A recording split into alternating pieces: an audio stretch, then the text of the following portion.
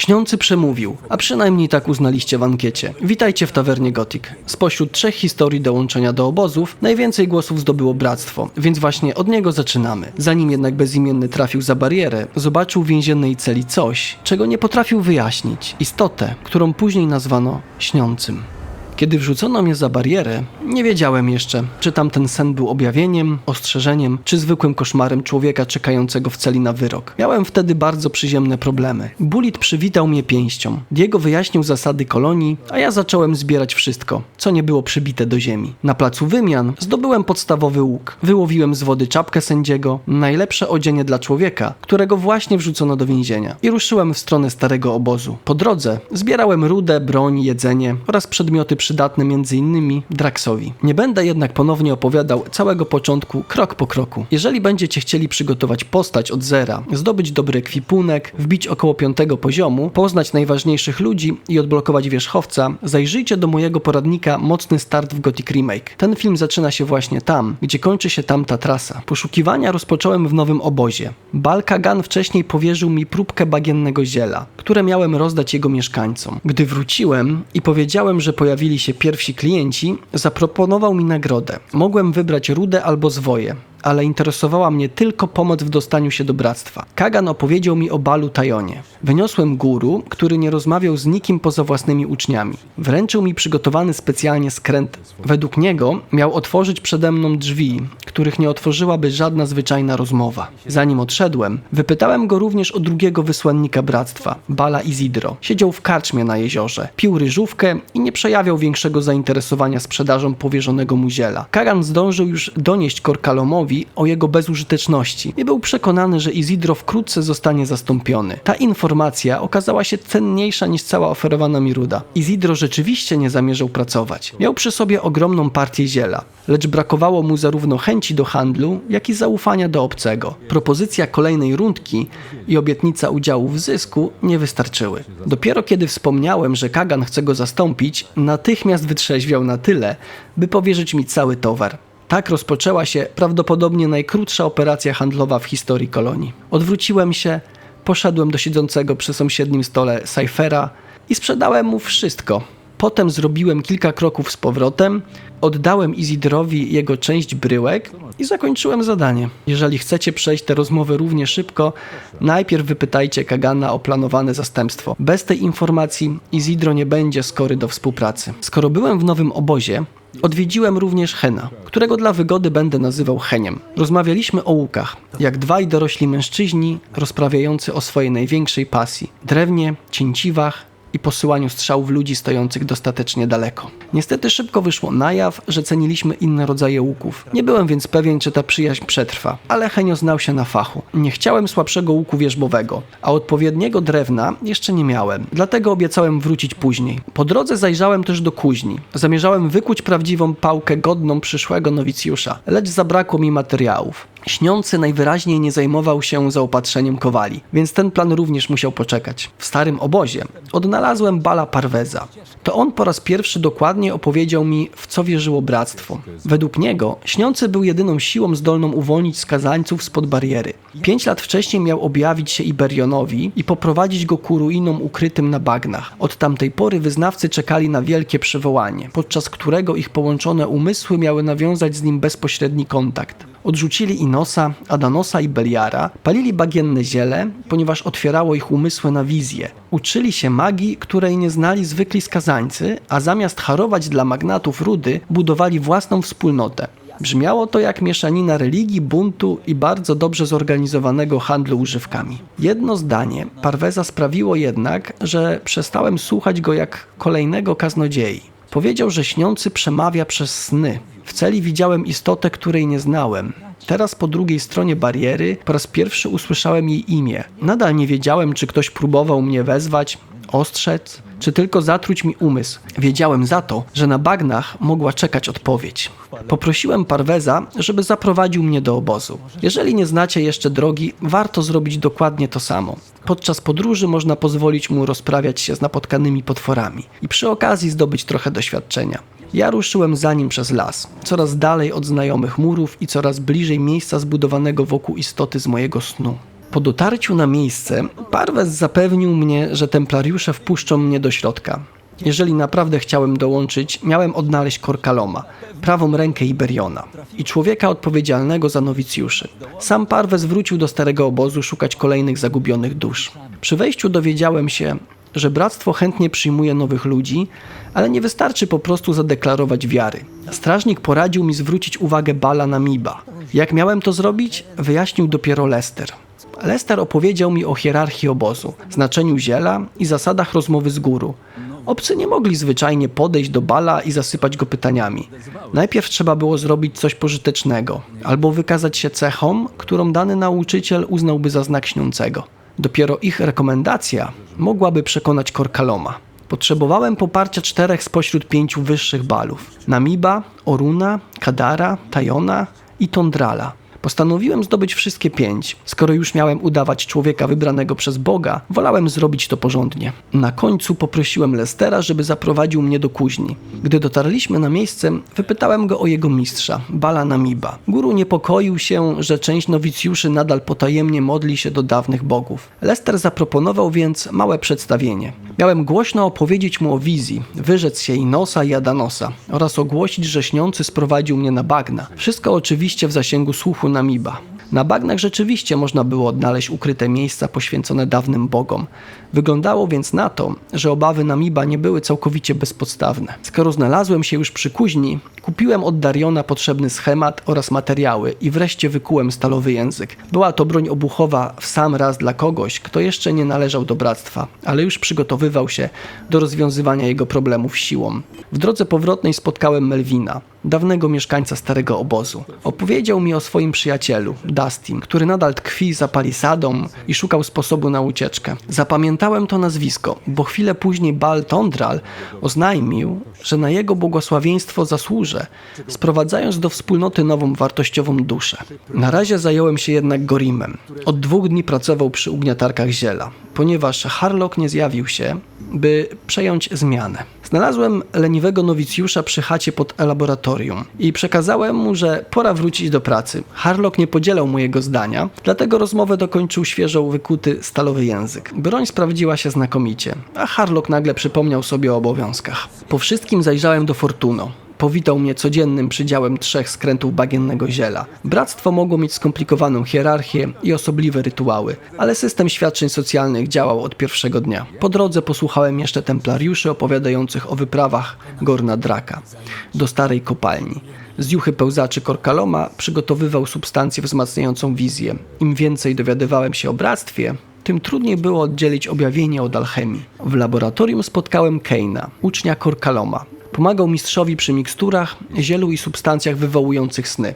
Wypytałem go również o receptury, przechowywane przez Kaloma. Sam mistrz nie był jednak zainteresowany rozmową z kolejnym obcym. Kiedy zapytałem o przyjęcie, kazał mi najpierw zdobyć uznanie guru. O swoich eksperymentach nie powiedział prawie nic. Wyszedłem więc na plac świątynny i odnalazłem Bala Tajona. Tak jak ostrzegał Kagan, zwykłe słowa nie robiły na nim wrażenia. Powiedziałem więc: mistrzu, przyjmij ten drobny podarek od skromnego poszukiwacza prawdy i wręczyłem mu specjalny skręt. Tajon odpłynął niemal natychmiast. W wizji ujrzał nowego brata, innego niż wszyscy poprzedni. Człowiek z mieczem schodził po starożytnych kamiennych schodach i wyglądał jak ja. Kiedy guru odzyskał kontakt ze światem, obiecał poprzeć mnie przed Korkalomem. Tak zdobyłem pierwszą rekomendację. Najpierw śniący pojawił się w moim śnie, a teraz ja pojawiłem się w wizji jednego z jego kapłanów. Mogłem uznać to za zbieg okoliczności, tyle że zbiegi okoliczności zaczynały ustawiać się w bardzo równy szereg. Talas i kilku templariuszy nadal nie mieli ochoty ze mną rozmawiać. Łaski bez. Wróciłem do ludzi, którym moja obecność rzeczywiście mogła się do czegoś przydać. Gorim potwierdził, że Harlock wreszcie przejął zmianę. Kiedy zbliżyłem się do Bala Oruna, guru sam mnie zaczepił. Słyszał o pomocy udzielonej jednemu z nowicjuszy i postanowił dać mi poważniejsze zadanie. Miałem odebrać świeże zbiory bagiennego ziela od ludzi pracujących w dalszej części bagien, a następnie dostarczyć całość Korkalomowi. Zapytałem, gdzie właściwie znajdę zbieraczy. Orun oburzył się, że odezwałem się do niego bez pozwolenia. Poprosił śniącego o wybaczenie mojego przewinienia i odmówił podania drogi. Wysłał mnie więc po przesyłkę bez adresu. Śniący milczał.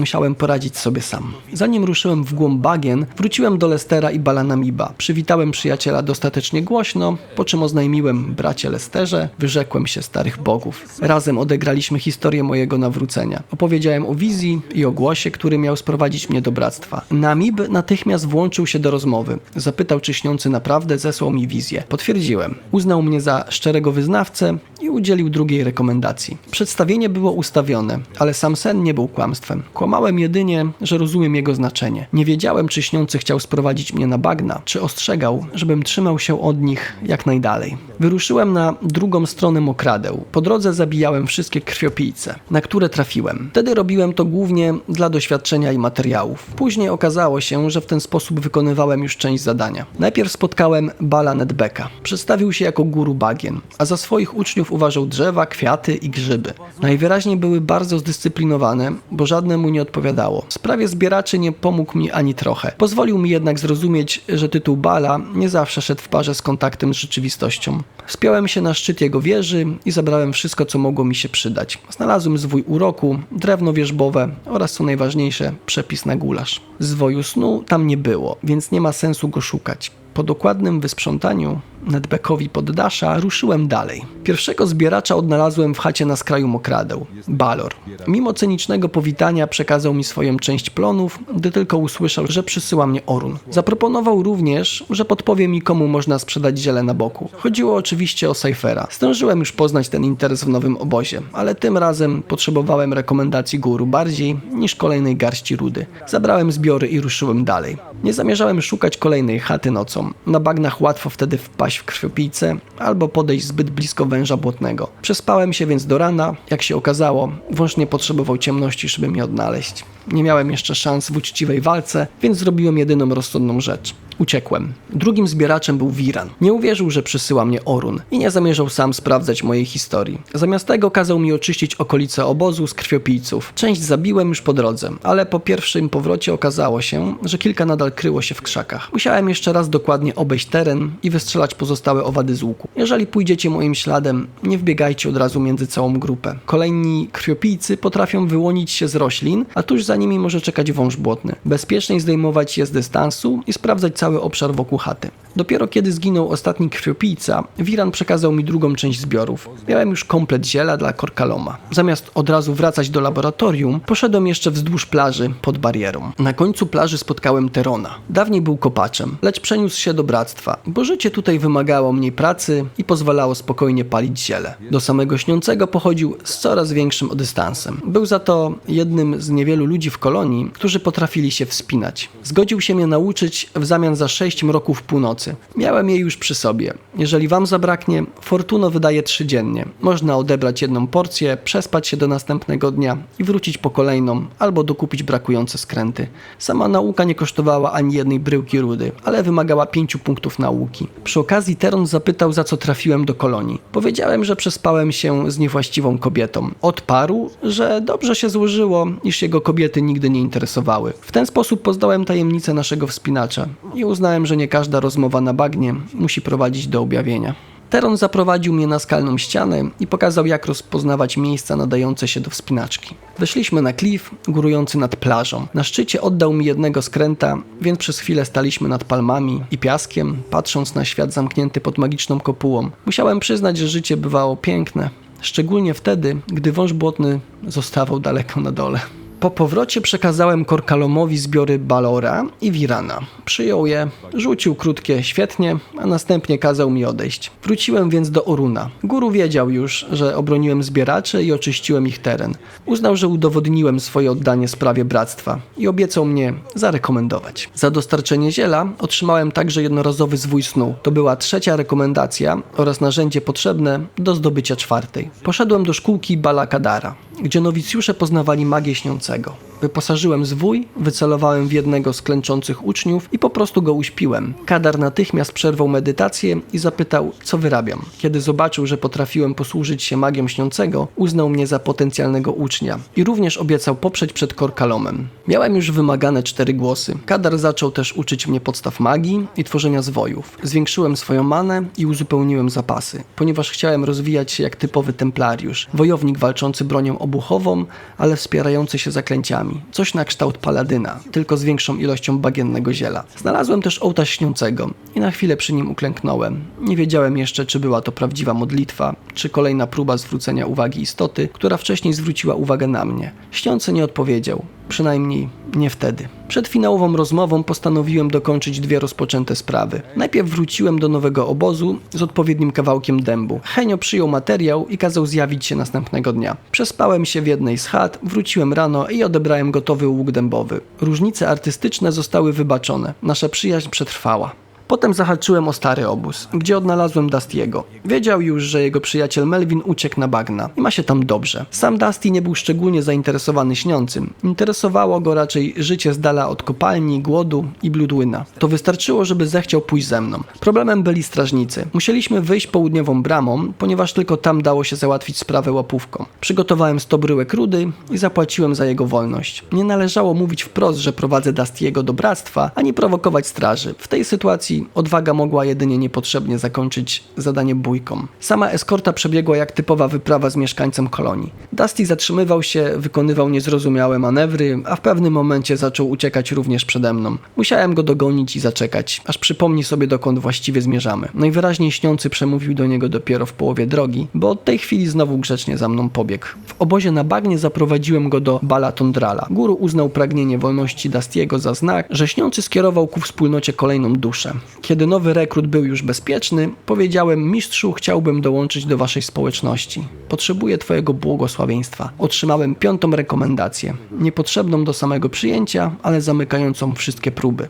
Po drodze spotkałem jeszcze Joru, nowicjusza, który mówił o sobie tak, jakby od awansu na guru dzieliło go jedno popołudnie. Kor Angar nie chciał mnie jeszcze szkolić. Nyras nie pomógł mi w niczym. A Harlock na mój widok zaczął uciekać. Stalowy język pozostawił po sobie trwałe wrażenie. Typowy gotik był typowy. Odebrałem ostatnią porcję ziela od Fortuno i ruszyłem do człowieka, który miał zdecydować, czy wszystkie te starania cokolwiek znaczyły. Powiedziałem Korkalomowi, że przekonałem Balów. Orun widział we mnie godnego sługę. Kadar dostrzegł naturalne powinowactwo z magią. Nabib uznał mnie za szczerego wyznawcę. Tajon zobaczył mnie w swojej wizji, a Tondral zawdzięczał mi sprowadzenie nowego rekruta. Zdobyłem komplet 5 głosów, chociaż do przyjęcia wystarczyły 4. Kalom zadał mi wtedy ostatnie pytanie. Dlaczego chcę dołączyć do Bractwa Śniącego? Mogłem odpowiedzieć, że chodziło mi wyłącznie o darmowe bagienne ziele. Byłaby to zabawna i bardzo krótka droga do zmarnowania całego wysiłku. Zamiast tego powiedziałem: ponieważ poczułem moc śniącego, wiem, że dzięki niemu odzyskamy wolność. Nie była to pełna prawda. Nie wiedziałem, czy śniący przyniesie komukolwiek wolność. Nie wiedziałem nawet, czy chce nam pomóc. Mógł prowadzić mnie ku odpowiedzi, próbować wykorzystać, albo czekać, aż sam wejdę w zastawioną pułapkę. Ale jego moc poczułem. Widziałem go, zanim ktokolwiek pod barierą wypowiedział przy mnie jego imię. Każdy kolejny sen, każda wizja i każdy zbieg okoliczności prowadziły mnie w to samo miejsce. Jeśli chciałem poznać prawdę, musiałem wejść głębiej. Korkalom przyjął moją odpowiedź, wspomniał Iberiona, wręczył mi szatę nowicjusza i oficjalnie powitał w bractwie. W ten sposób rozpoczął się drugi rozdział mojej historii. Pierwsze chwile w bractwie poświęciłem na przygotowanie do nowej roli. Strażnik przy laboratorium nie miał czasu na pogaduszki, a Kowal szybko wyjaśnił mi, że nie zajmuje się ulepszaniem pancerzy. Od Dariona nauczyłem się za to wyższego poziomu kowalstwa. Zamierzałem kiedyś zostać templariuszem, więc umiejętność samodzielnego wykuwania broni na pewno miała się przydać. Sprawdziłem też jego towary, lecz nie znalazłem niczego lepszego. Wróciłem do Lestera i Bala Namiba. Lester nie miał już nic do powiedzenia, ale Namib pomógł mi zdobyć ulepszoną wersję pancerza nowicjusza. Zmieniłem wyposażenie na bardziej defensywne, jeszcze raz zajrzałem do kuźni. Nie wykułem tam Morgensterna, nie miałem również składników potrzebnych do wykonania miecza dwuręcznego, więc skończyło się na oglądaniu receptur. Pozostałem przy zdobytej wcześniej buławie. Potem usiadłem na ławce i pozwoliłem bractwu dokończyć przemianę. Ogolono mi głowę i pokryto ciało tatuażami nowicjusza. Szatę można było zdjąć, tych znaków już nie. Od tej chwili każdy pod barierą miał wiedzieć, komu postanowiłem służyć. Nawet jeśli ja nadal nie wiedziałem, czym naprawdę był mój nowy Bóg. Wróciłem do Korkaloma i powiedziałem, że jestem gotowy na pierwsze zadanie. Kazał mi zabrać transport bagiennego ziela do Gomeza w starym obozie, a przy okazji odnaleźć jego ucznia Kaina. Gdy zapytałem o dodatkową pracę, polecił mi także rozprawić się z ludźmi nowego obozu, którzy urządzili własne laboratorium i produkowali ziele poza poza kontrolą bractwa. Na początek zająłem się Kainem. Strażnik świątynny nie znał jego dokładnego położenia, ale opowiedział mi o nektarze wizji, używanym przez templariuszy. Odebrałem porcję ziela od Fortuno, piłem skręty nasączone miksturą, a u Bala Kadara zaopatrzyłem się w kilka zwojów na drogę. Przy ugniatarkach zapytałem jednego z nowicjuszy o chatę Kaina. Wskazał budynek po lewej. W środku zobaczyłem ściany pokryte znakami śniącego. Nie wyglądało to jak mieszkanie ucznia pracującego nad zwykłą recepturą. Wyglądało jak wnętrze umysłu człowieka, który zobaczył coś, czego nie potrafił już wyrzucić z głowy. Wśród rysunków znalazłem szkic opuszczonej kopalni. Pokazałem go Nyrasowi, lecz odesłał mnie do kogoś, kto lepiej znał okolice. Lester rozpoznał miejsce. Kopalnia znajdowała się niedaleko placu wymian, tam gdzie zaczęła się moja droga pod barierą. Ledwie zostałem nowicjuszem, a śniący jakby odesłał mnie na sam początek, do miejsca, z którego wyruszyłem po pierwszym spotkaniu z Diegiem. Tyle, że teraz wracałem tam ogolony, wytatuowany i ubrany w barwy bractwa. Czy był to przypadek? Po tym wszystkim coraz trudniej było mi w nie wierzyć.